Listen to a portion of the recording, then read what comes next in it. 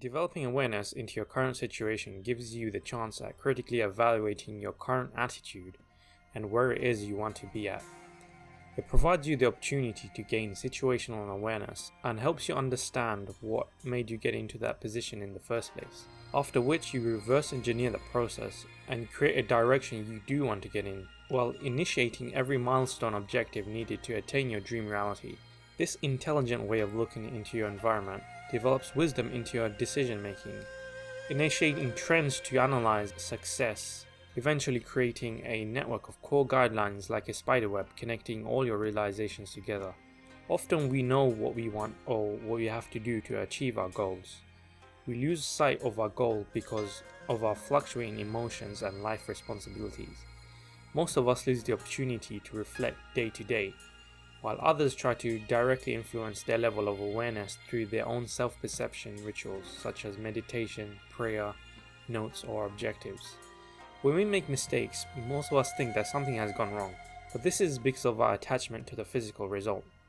When mistakes seem as if you have failed from one perspective, it is also important to recalibrate your state of awareness. Failure has given us the opportunity to understand what is missing and what we need to succeed.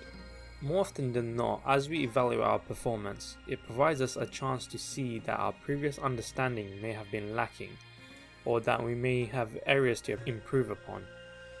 In this case, we have a chance to compare our modalities of awareness, improving our efficiency at minimum and redefining our methods at max, though the constant variable we reference through our changes is our mistake. Courage stems from confidence. Confidence simply implies previous success, but at the initial start of that confidence, you start with no confidence. So within that catch-22, how do we develop confidence? It takes a certain persistence with courage until you have gained enough momentum and experience from confident results to reinforce that within yourself. Once you have harbored enough confidence, the level of focus available to you then changes. This is down to the fact that before you were gaining reference experiences, as well as developing your willpower through courage, you obtain momentum like a tug on a lawnmower, which needs enough energy to get the engine revolving automatically. Where there is less energy expenditure, effort is kept at a minimal level. The embers of courage then transform into a blazing fire of confidence. This does not just mean within yourself, but also within your results and performance. This also means our level of energy can reach homeostasis, while it opens up the opportunity to analyze your results. The ability to do so tells a story and is wisdom upon a dynamic environment, because the principles stand firm.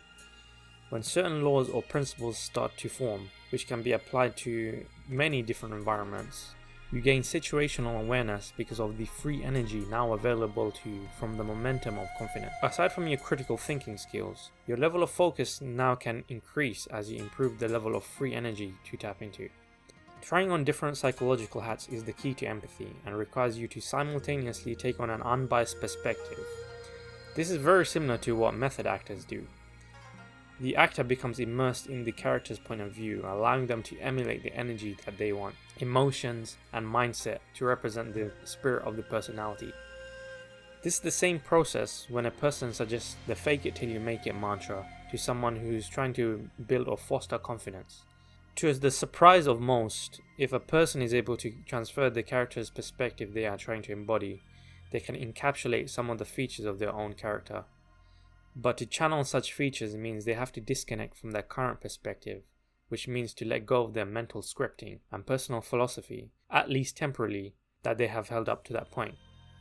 Switching between the hats then allows us to gain a perspective that may have otherwise been subjective to blind spots before that point.